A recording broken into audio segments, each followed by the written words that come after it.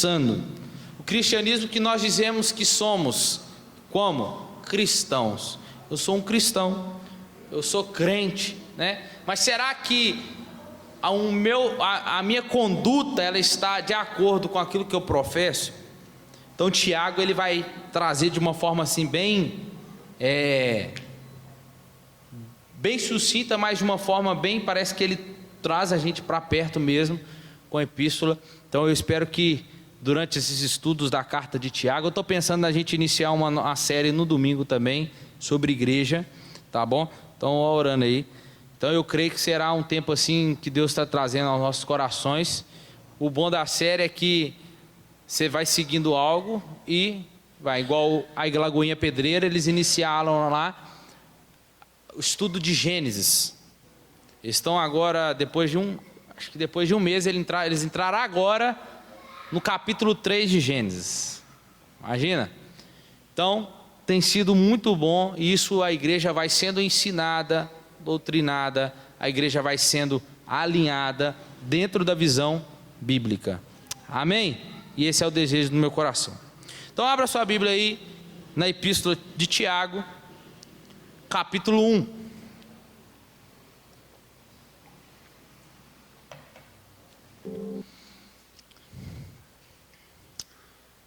Livro de Tiago, capítulo 1.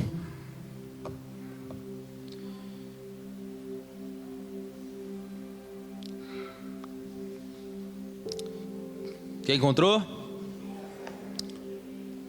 Diz assim: Tiago, servo de Deus e do Senhor Jesus Cristo, as 12 tribos da dispersão, saudações.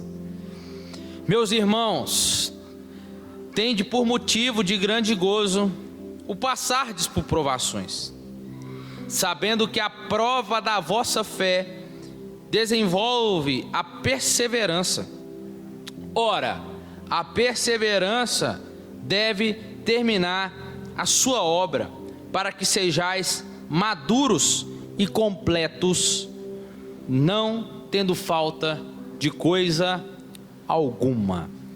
Amém? Só até aí. Hoje nós vamos pregar 4 versículos bíblicos aqui. Amém? A carta de Tiago é um dos livros mais atuais e necessários para a igreja moderna, a igreja contemporânea de hoje. O livro de Tiago, ele é comparado ao Sermão do Monte. Por quê?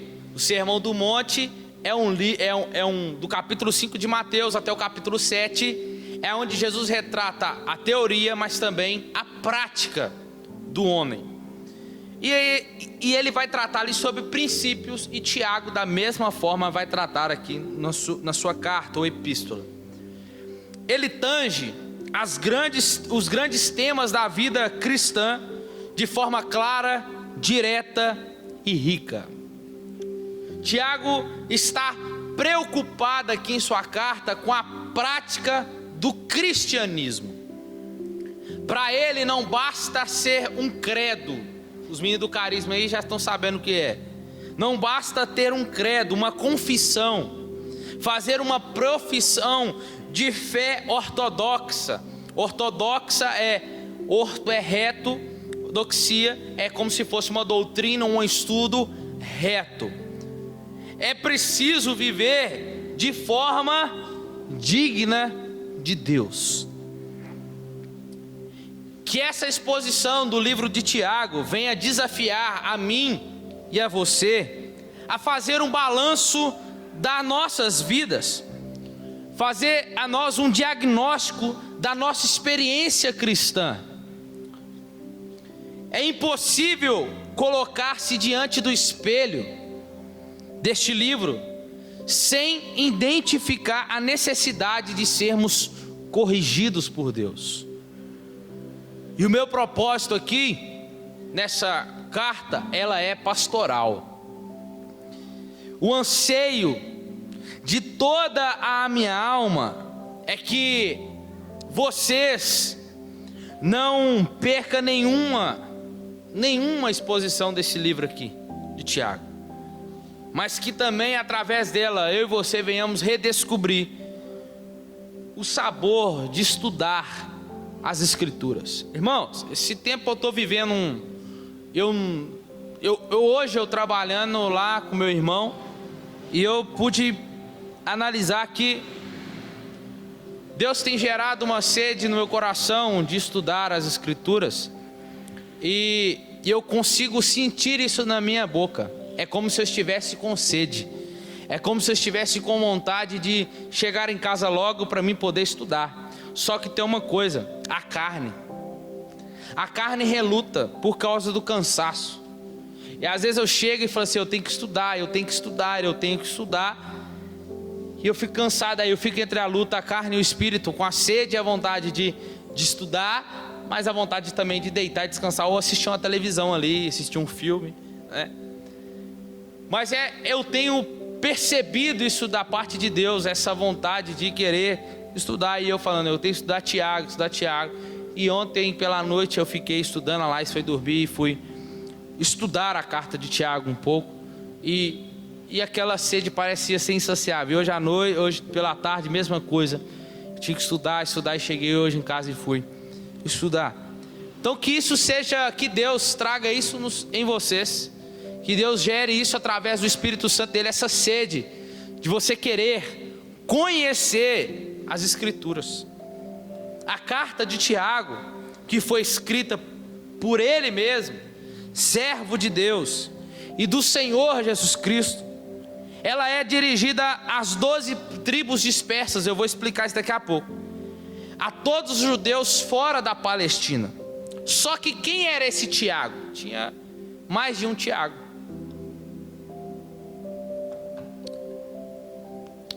Se ele tivesse sido um dos 12, teria sido natural que como ele se apresentasse, ele diz, Tiago, servo do Deus vivo.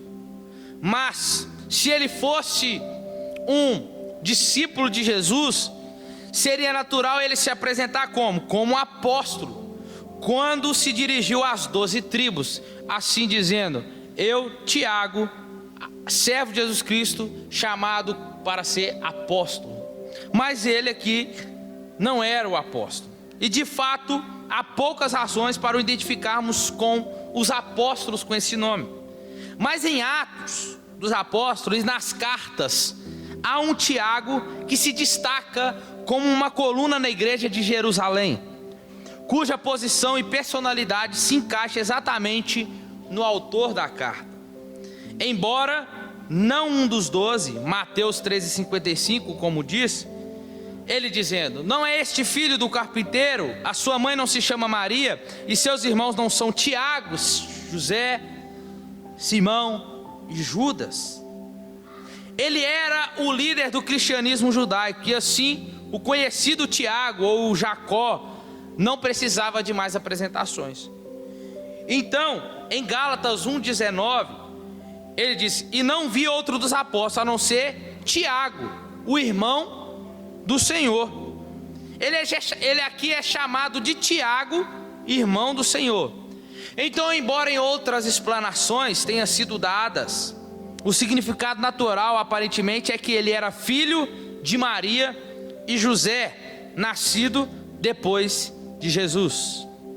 Então ele não era o apóstolo, era outro Tiago. Assim como o Judas que escreveu não era o Judas Iscariotes, era o Judas, irmão de Jesus e de Tiago. Então isso aqui a Bíblia refuta os católicos que o quê? Que Maria, ela, né?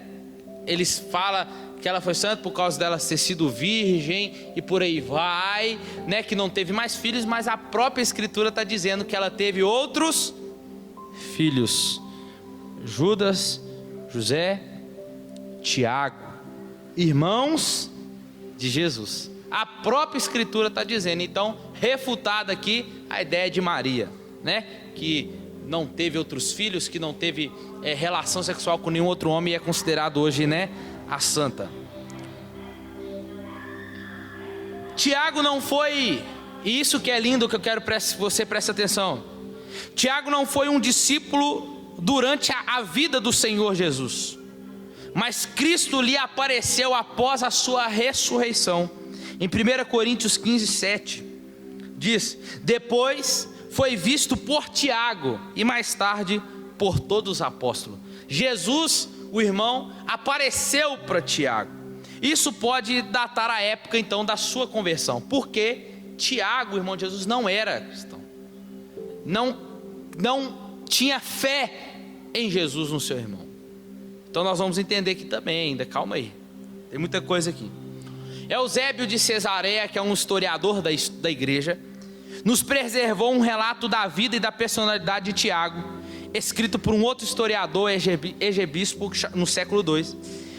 E embora contenha evidentes improbabilidades, há muito nele que se harmoniza com a referência do Novo Testamento. Ele diz que Tiago foi santo desde o ventre da sua mãe, que não bebeu vinho, nem outra bebida forte. Ele ia ao templo sozinho e era encontrado lá de joelhos, olha que interessante, já joelhos e suplicando pelo perdão para o povo, de modo que os seus joelhos ficaram duros e secos como os de camelo.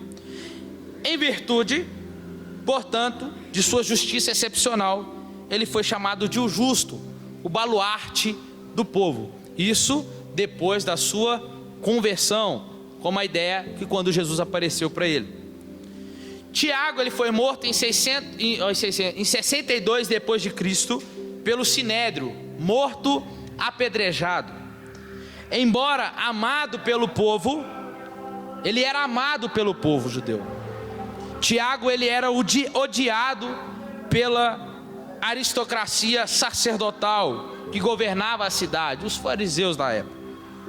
O sumo sacerdote, chamado Ananos, levou Tiago ao Sinédrio, sendo ele condenado ao apedrejamento, sobretudo pelas posições severas que tomara contra esta aristocracia. Parece com Jesus. Abastada, que além ele explorava, dizendo que essa aristocracia explorava os pobres, e Tiago combatia isso. Isso está lá em Tiago capítulo 5, do 1 ao 6. A data da carta, não é fácil determinar a data da carta, não temos de uma forma exata, mas alguns limites podem ser colocados para a gente poder entrar aqui no sermão, versículo 2. A dispersão e a perseguição aos cristãos poderiam indicar que essa carta foi escrita após o martírio de Estevão. Atos capítulo 7, Estevão é morto apedrejado. Isso foi no ano 36 ou 37 depois de Cristo, ou um pouco antes, de acordo com alguns. Então essa carta pode ter sido escrita depois da morte de Estevão. Outra questão, foi evidentemente escrita antes da destruição de Jerusalém, a qual a gente já sabe de qual é salteado aqui, que a gente já falou muito, no ano 586. Visto que a opressão dos pobres pelos saduceus foi encerrada com a guerra. E Tiago estava apontando para o julgamento que haveria. Outra coisa, Tiago, de acordo com Joséfo, que é um outro historiador judeu, foi morto como mártir em 62 depois de Cristo, de acordo com os egípcios, aproximadamente em 68 depois de Cristo. Então, de 62 a 68. Então, esse é o Tiago da carta. Eu apresentei a biografia de Tiago e o propósito de Tiago essa carta. Então, sabendo nós que Tiago era o irmão de Jesus. Então, vamos lá. Ele começa o livro, e começar o estudo desse livro aqui, da Bíblia, é como fazer uma viagem. Você deve decidir antes para onde vai e o que espera ver. A carta de Tiago, ela é um livro prático. Esse livro é considerado no Novo Testamento o Provérbios. Assim como o Provérbios no Antigo é um livro prático, Tiago é considerado dentro da teologia um livro de provérbios no Novo, mas um livro também que é prático, conselhos. Tiago, aqui ele se apresenta de uma forma mais como pregador do que um escritor. E o que o Tiago apresenta para nós aqui, é como se Tiago estivesse pegando aqui, agarrasse na lapela da camisa e fitasse os olhos em nós, e como se ele quisesse falar algo conosco, de uma forma urgente. É como se ele quisesse chamar a atenção para nós, dizendo: ei, olha aqui, Preste atenção. O que eu tenho para dizer para vocês, não posso perder tempo. É urgente, é para agora, não é para amanhã. Então a ideia que Tiago traz é essa. Então um dos grandes problemas que a igreja estava enfrentando nessa época era colocar em prática aquilo que elas professavam, como talvez nós hoje aqui. Porque a vida deles estava divorciada da teologia. E esse também é o problema de hoje das igrejas. Daí a pertinência e urgência de estudarmos Tiago. E o tema central de Tiago em todo o livro é o nascimento, o crescimento e a maturidade do cristão. Através das provas, pela paciência que Tiago vai ensinar, que recebemos a coroa. Então rapidinho aqui, a primeira ênfase de Tiago é sobre o novo nascimento. Embora a velha natureza permaneça ativa, o Pai nos trouxe o novo nascimento pela sua palavra. A segunda ênfase é sobre o crescimento espiritual. Nós crescemos pelo ouvir, nós crescemos no receber e nós crescemos em receber, ou melhor, vou repetir, nós crescemos em ouvir, nós crescemos em receber e nós crescemos em obedecer a palavra. Somente assim nós iremos ter um crescimento espiritual. Não tem como eu e você só vamos crescer se ouvirmos? Vamos, até um certo ponto. Vamos crescer só se recebemos? Até certo ponto. Vamos crescer se obedecer a palavra? Até certo ponto. Então nós precisamos do quê? Precisamos crescer no ouvir, receber, no receber, praticar através da obediência à palavra. Só assim iremos crescer. A terceira ênfase é sobre a maturidade espiritual. E há 3 notáveis desenvolvimentos que são característicos nessa maturidade cristã, o que Tiago vai falar aqui. Ele baseia a maturidade cristã no quê? No controle da língua, no cuidado dos necessitados e na pureza pessoal, santidade. Então por que Tiago escreveu esta carta? Para resolver alguns problemas. Vamos ver se você identifica com alguns desses. Eles estavam passando por duras provações, eles estavam sendo tentados a pecar. Alguns crentes estavam sendo humilhados pelos ricos, enquanto outros estavam sendo roubados pelos ricos. Alguns membros da igreja estavam buscando posições de liderança. Alguns crentes estavam falhando em viver o que pregavam. Outros crentes estavam vivendo de forma mundana, e nós pregamos isso aqui domingo. Outros não conseguiam dominar a sua língua. Outros estavam se afastando do Senhor. E havia crentes que estavam vivendo em guerra uns contra os outros dentro da igreja. Esses são os mesmos problemas que enfrentamos na igreja hoje, sim ou não? Então essa carta é para hoje. A Bíblia, irmãos, ela é mais atual do que o jornal de amanhã. Sabia? Você já lê ela hoje, para você saber o que vai ter amanhã. Tiago escreveu para aquele tempo. E ela até hoje está falando. Vamos ver o que Deus tem para nós então. Para Tiago então, a raiz de todos esses problemas era a imaturidade cristã. Então vamos lá. Tiago fala sobre algumas transformações que Deus opera em nós. Tiago, ele foi uma das seletas pessoas para quem Cristo apareceu depois da ressurreição. Ele estava no cenáculo com os apóstolos nos Pentecostes. Paulo chamou de pilar da igreja de Jerusalém em Gálatas 1:19, em Gálatas 2:9. Paulo viu Tiago quando foi a Jerusalém depois de sua conversão, Gálatas 1:19, e também bem como a sua última viagem a Jerusalém. De incrédulo que era Tiago, a crente. De crente a líder. De líder, servo de Jesus Cristo. Ele não se apresenta aqui no versículo 1 como irmão do Senhor. Ele poderia, sim ou não? Sim ou não? Tiago, irmão do Senhor Jesus Cristo. Não. Ele poderia dizer, ele poderia se elevar o nível. Sou irmão de Jesus. O que você pensa que você é? Não. Ele diz, posso até ser irmão, mas antes de ser irmão, eu sou servo dele. E quando ele diz que é servo, ele está reconhecendo que Jesus é Senhor na vida dele. Isso é maravilhoso.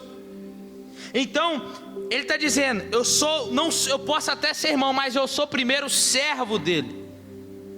Eu sou servo de Deus e do Senhor Jesus Cristo. Ele é um homem que ele demonstra humildade. E essa é a transformação que o Evangelho produz na vida de um homem. É impossível alguém ser um verdadeiro cristão sem primeiro ser humilde de espírito. O Spurgeon vai dizer que Deus não deseja nada de nós, exceto nossas próprias necessidades. Não é o que temos, mas o que não temos, que é o primeiro ponto de contato entre nossa alma e Deus. Isso é lindo, irmãos. Então que eu e você, antes de tudo, venhamos aprender como Tiago.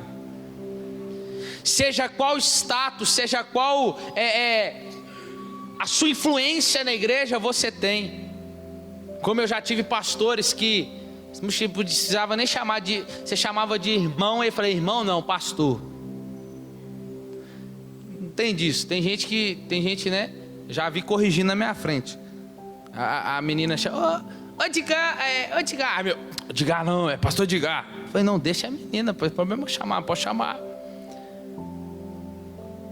Porque estamos no mesmo nível. Vamos para o mesmo céu. Vamos para o mesmo céu, para o mesmo lugar. E diante de Deus somos todos servos dele. Então nós precisamos entender isso. O que vem primeiro, nós não vemos Paulo dizendo assim, apóstolo, Paulo, servo de Jesus. Todas as cartas de Paulo, Paulo se apresenta assim, Paulo, servo de Jesus Cristo, chamado para ser apóstolo. O servo vem primeiro, o título vem depois. O título é o que menos interessa. O que importa é ter um coração de servo. Então está cheio de homens com títulos dentro das igrejas, que muitos deles deixam o título se elevar a muito, que infelizmente deixa de ser servo, deixa de ter um coração de servo. E tem pessoas que às vezes servem na igreja e tem um coração mais de servo que aquele que tem algo que acha que deve ser, que precisa servir a igreja e não serve. Então nós temos que aprender com Tiago. Eu posso até ser irmão, eu posso, porque eu lembro que chegou Maria para Jesus, né? Falou assim, Jesus, naquele dia lá, separa um lugar lá para Tiago, para João. Jesus falou assim, o que demonstra ser no reino dos céus não é aquele que quer ser maior, é aquele que quer ser menor. Jesus falou para Maria assim, o que importa é eles padecer, se assim eles terão lugar.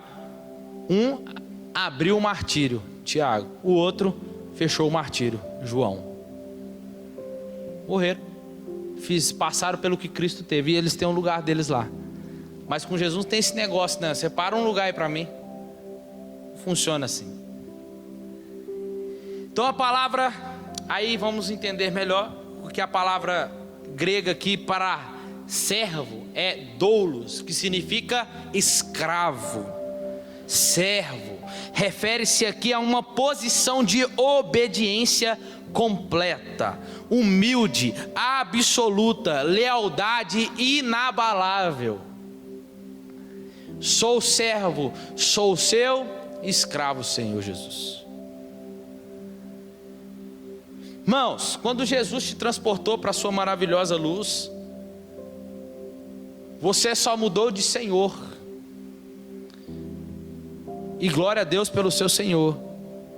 Só que você e eu continuamos ainda sendo servos desse Senhor.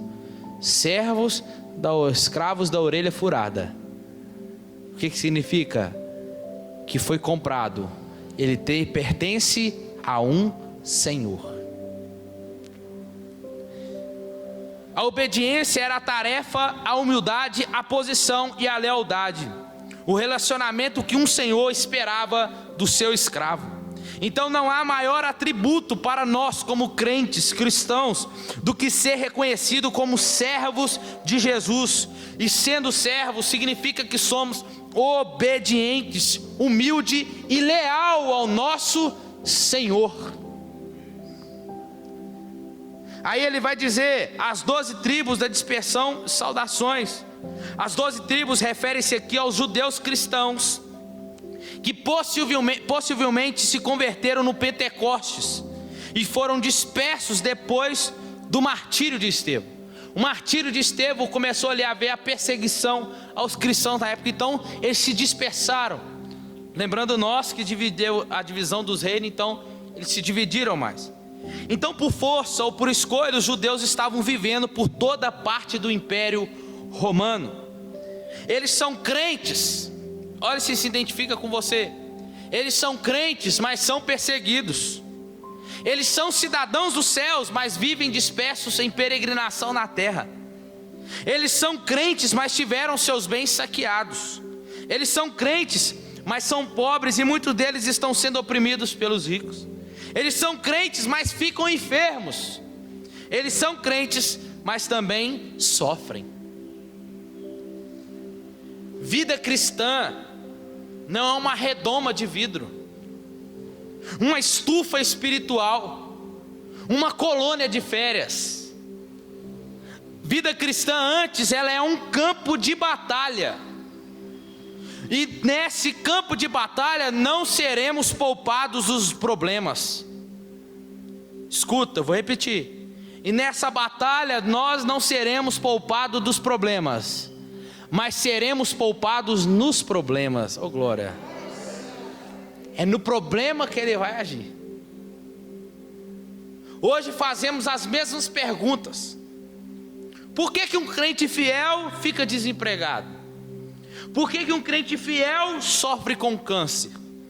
Por que um crente fiel enfrenta o luto e passa por duras, amargas provações?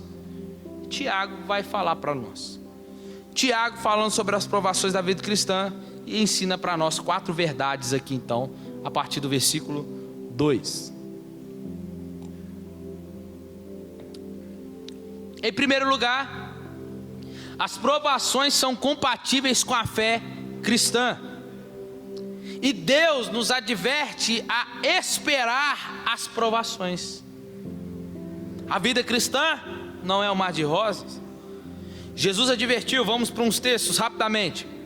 No mundo tereis tribulações. O apóstolo Paulo disse, por muitas tribulações nos é necessário entrar no reino de Deus. Ainda Paulo disse, todos que querem viver piamente em Cristo Jesus padecerão perseguições. O grande patriarca Jó disse, o homem nasce para a tribulação, como as faíscas voam para cima. Somos, irmãos, um povo na dispersão e enfrentamos muitas provações, porque somos peregrinos neste mundo. A nossa pátria permanente não é aqui, o nosso lar permanente não é aqui. A nossa pátria está no céu, segundo Paulo aos Filipenses. As provações que enfrentamos aqui, rumo à cidade, cujo arquiteto e fundador é Deus. Porém aqui as nossas provações visam a nossa maturidade cristã. As provações procedem, primeiro, de nossa humanidade.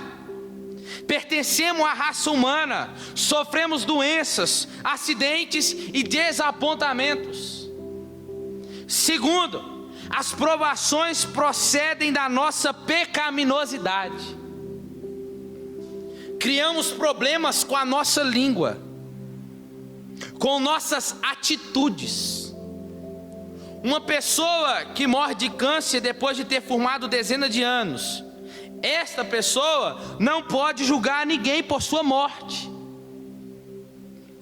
Muitas vezes nosso sofrimento é resultado de nossas escolhas erradas. Aquilo que o homem semeia, isso ele ceifará. Terceiro, as provações procedem de nossa vida cristã, faz parte. Muitas tribulações, nós as enfrentamos exatamente por sermos cristãos. Então, Edgar, eu vou deixar de ser cristão a partir de hoje, porque eu estou cansado de passar tribulação. Sua escolha, igual eu citei domingo aqui, vai para lá, vai ter luta do mesmo jeito, mas a diferença da luta de lá para cá é que lá você passa sozinho, aqui ele passa com você. Tá lembrado disso, né? Então, nós enfrentamos exatamente por sermos cristãos, pois Satanás, o mundo e a própria carne, ela luta contra nós. E quando você está lá, você está do lado de lá, então pronto, acabou. Quarta coisa, as provações visam trazer a glória do nome de Deus. João registra no seu evangelho a cura de um homem cego de nascença. E Jesus faz questão de dizer que ele nasceu cego para que nele fosse manifestada a glória de Deus. Propósito de Deus. Então, irmãos, as provações, elas são compatíveis com a nossa vida cristã. Ela faz parte. Em segundo, as provações são variadas. Isso aqui é lindo. A palavra variada vem do grego poikilos. Essa palavra significa que as nossas provações são de diversas cores. Olha o que Tiago fala. Ela é multicolorida. As provações pode ser um rosa claro, como o esmalte de noiva. Provações pode ser um rosa choque, provações cinza, provações tenebrosas. E sabe quem tece essas provações? É o próprio Deus. Ele tece essas provações. E sabe o que ele faz com essas lindas provações? Ele faz um mosaico para a glória dele. Isso é lindo, irmão. É Deus que tece, é Ele que constrói, é Ele que faz, é Ele que faz. Todas as coisas que diz Paulo em Romanos 8:28, que cooperam para o bem daqueles que amam a Deus e que são chamados segundo o seu propósito. Todas as coisas aqui não é só as coisas boas, não, é todas as coisas e as coisas ruins também, elas vão cooperar para o nosso bem. Porque se Deus é bom e tudo que Ele faz é bom, então aquilo que é bom, porque aquilo que pode ser ruim para você é bom para Ele. Quem te falou? Diz que aquilo que é ruim para você é ruim para Ele? Não, faz parte das provações. Ele está te provando. E por que Ele me prova, Edgar? Para te aprovar, para você se amadurecer. Amadurecer. Tem um livro que chama Fora do Alcance das Crianças. Deus esperando você crescer. E as provações é como se Deus usa ela para te impulsionar. Ei, acorda, cresce. Tá cheio de cristãos que não quer crescer. Tá igual aqueles filhos com 30 anos aí, morando ainda com a mãe. Não que é errado, não sei, mas se já ajuda dentro de casa, tudo bem, amém, glória a Deus. Ajuda dentro de casa, paga as contas, põe comida dentro de casa, não briga com a mãe porque a mãe não fez comida, né, igual eu já vi. Não, filho, dá um jeito na sua vida. 30 anos, larga a fralda, chega, né? Vai caçar um rumo. Se não quer casar, vai estudar, morar numa república, aprender a morar sozinho, porque fica debaixo da baia da mãe lá e não sai. Não sai. Graças a Deus que a minha mãe criou, eu acho que bonitinho. Não põe, mano, não que é errado, tá? Aí é particularidade de esposa com marido. Mas minha mãe, ô mãe, põe comida pra mim. A comida tá lá não, já fiz, já tive o trabalho de fazer, põe lá você. Você acha que minha mãe passava minhas roupas, tudo? Minha mãe passava, quando eu ia pra mãe, passa a roupa pra mim poder ir. Ficava lá. Você acha que a minha esposa é como? Ela nem teve o trabalho. Você acha que eu tentei amoldar? Ela falou, põe comida pra mim. Passa a roupa pra mim, passa a roupa dentro de casa. Não, filho. Graças a Deus por isso. Por que eu estou falando disso? Vamos embora. Então o que eu quero citar com isso? Que Deus está esperando você crescer, amadurecer. Tem coisas grandes te esperando. Tem grandes coisas nessas provações te esperando. Depois dessa provação. Sabe por que você não recebe? Porque não quer crescer. Aí fica igual Israel no deserto, dando volta. Cresce. Deus está dizendo para nós que é tempo de crescer. Porque através dessas provações, eu estou criando um lindo mosaico. No final da sua caminhada cristã, você vai virar para trás e vai ver o mosaico que eu construí para você. A graça de Deus, irmãos, ela é multiforme, ela é variada. Há provas fáceis e provas difíceis. Quem já jogou videogame aqui? Não é? Tem a fase fácil e as fases difíceis, não é verdade? Há provas que são maiores do que nossas forças. Há provas que enfrentamos sozinhos, como Jesus no Getsemane. E Deus sabe o que está fazendo em nossa vida. Todas as provações estão no controle das mãos dele. Ele é como um escultor. Ele está esculpindo em nós a beleza de Jesus. As provações são para poder nos amoldar ao caráter do Filho dele em nós. Então para de falar, Deus tira de mim isso aqui, não. Deus me ensina com essas provações. Trabalha em mim, esculpe em mim aquilo que o Senhor quer, a forma que o Senhor quer em mim, com essa provação. Em terceiro, as provações elas são passageiras. Você pode dizer amém por isso? Amém. Porque olha o que ele diz, meus irmãos, tente curtir por passar com grande alegria, gozo, alegria. O passar por provações. As provações são passageiras. As provações não duram a vida inteira. Ninguém aguenta uma vida inteira de provas. Ninguém aguenta uma vida inteira de turbulência. Depois da noite vai vir a manhã. Depois do choro vem a alegria. Depois da tempestade vem a bonança. Então não vamos ficar estacionados numa arena de provações. Deus carregará de tirar você. Você vai passar por ela. Estamos passando por elas. Outros, olha interessante, alguns passam de avião supersônico. Rapidão, cheguei agora, já foi, já voltou. Outros passam de trem-bala, outros de automóvel, outros de bicicleta, outros a pé, outros engateando. Mas sabe qual que deixa todos esses aqui iguais? É que todos passam das provações. Seja como for, você está no meio dessa provação, você vai passar. Em quarto, as provações são pedagógicas. Ela nos ensina, o Tiago está dizendo, sabendo que a prova da nossa fé desenvolve em nós a perseverança. E a perseverança deve terminar a sua obra, para que sejais maduros e completos, não tendo falta de coisa alguma. Nas provações da vida, nossa fé é testada para mostrar a sua genuidade. Quando Deus chamou a Abraão para viver pela fé, Ele o testou com o fim de aumentar a sua fé. Deus sempre nos prova para produzir o melhor em nós. Satanás nos tenta para fazer o pior em nós. Como é que faz um bom vinho?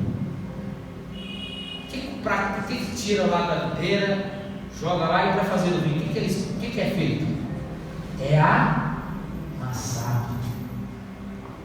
Amassado. Porque quanto mais amassado, a uva é, mais o suco é melhor. Você entendeu isso aqui? Vou repetir. Deus sempre nos prova para produzir o melhor em nós. As provas da fé provam que de fato nascemos de novo. Olha que lindo. Se você passa por provação, é sinal que você nasceu de novo. Teve a regeneração. As provações da nossa fé trabalham por nós e não contra nós, visto que elas estão produzindo em nós perseverança. Deus está no controle da nossa vida. Tudo tem um propósito. Paulo diz que todas as coisas, guarde isso. Paulo também vai dizer em 2 Coríntios 4,17 que a nossa leve e momentânea, breve tribulação produzirá em nós um eterno peso de glória. Em Efésios 2,8, Paulo diz que Deus trabalha por nós, em nós e através de nós. Ele trabalhou em Abraão, ele trabalhou em José, ele trabalhou em Moisés, e antes de trabalhar, através deles. Então escute isso aqui, por favor. É assim que Deus faz comigo e com você hoje. Deus está trabalhando em mim, em você, e a forma de trabalhar é através das provações, porque amanhã Ele quer trabalhar através de você, para o mundo de Deus. Ele quer fazer de você um vaso usável para Ele.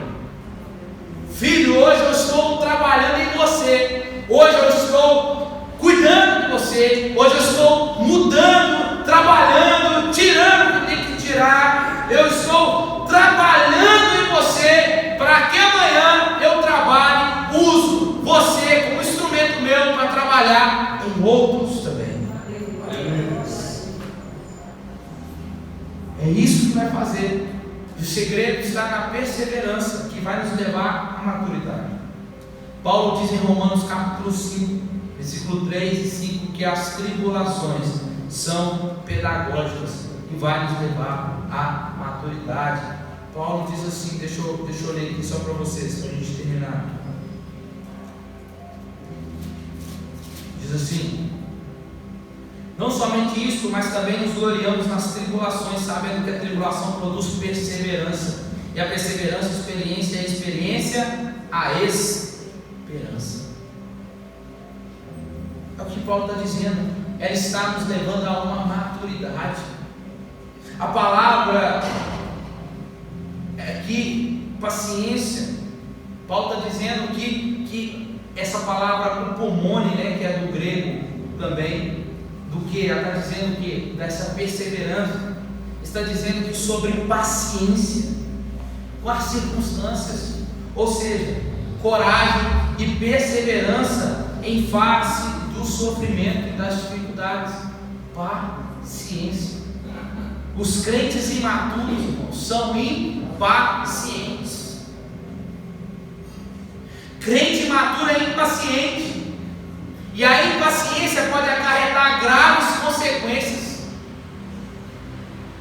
Abraão, por não ter paciência, coabitou com Agar. Moisés matou o egípcio. Sansão contou seu segredo para Dalila, e Pedro quase matou Malco por causa da sua impaciência. O que a impaciência tem gerado em você e em mim? Por não conseguir esperar, por não conseguir sair logo dessa tribulação, dessa provação. O que ela tem feito em você tomar atitudes erradas, gerando consequências em que você está colhendo? Impaciência. Maturidade não se alcança apenas lendo um livro. Maturidade se alcança passando pelas provas. As provações visam a glória de Deus. Jesus disse isso para o ser que nascesse, eu vou repetir. Ele nasceu assim, para que a glória de Deus manifestasse isso. Você tem que levantar sua cabeça agora, a partir daqui, quando você sair daqui, e dizer: eu estou passando por isso, mas é para a glória de Deus.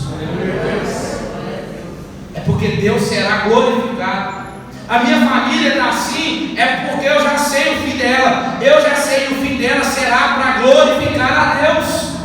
Deus será glorificado pela minha família. De Lázaro, Jesus disse: esta enfermidade não é para a morte, sim para a glória de Deus. Depois de provado por Deus, Deus restaurado, e Jó disse: com os ouvidos eu ouvia falar de ti, mas agora os meus olhos podem te contemplar. Então, qual, irmãos, para nós terminarmos nesta noite, qual então de fato deve ser a atitude? Como que vamos enfrentar? Qual será a atitude que vamos, ou melhor, vou repetir, qual deve ser a atitude com que vamos enfrentar as provações da nossa vida? Tiago responde: tem por grande motivo de grande gozo, de grande alegria, por passar por provações. É com alegria. Eu estou passando por essa provação, mas é com grande alegria. É difícil, irmãos, é muito, mas tem que por motivo essas provações com alegria. Em vez de murmurar, em vez de reclamar, de ficar amargo, de enfiar-se numa caverna, devemos nos alegrar intensamente. E Paulo disse aos Filipenses assim: alegrai-vos. Outra vez eu vos digo: alegrai-vos. É uma ordem. Essa alegria, ela tem base aonde? Na confiança, na soberania segura de Deus, de que Ele está no controle, de que Ele sabe o que está fazendo e de que Ele sabe para onde Ele está nos levando com essas provações. Você crê nisso? Então tem de por grande motivo passar por essas tribulações. Alegria, alegria. Amém? Fica de pé no seu lugar. Feche os seus olhos em ponto. Glória a Deus na hora. Feche seus olhos.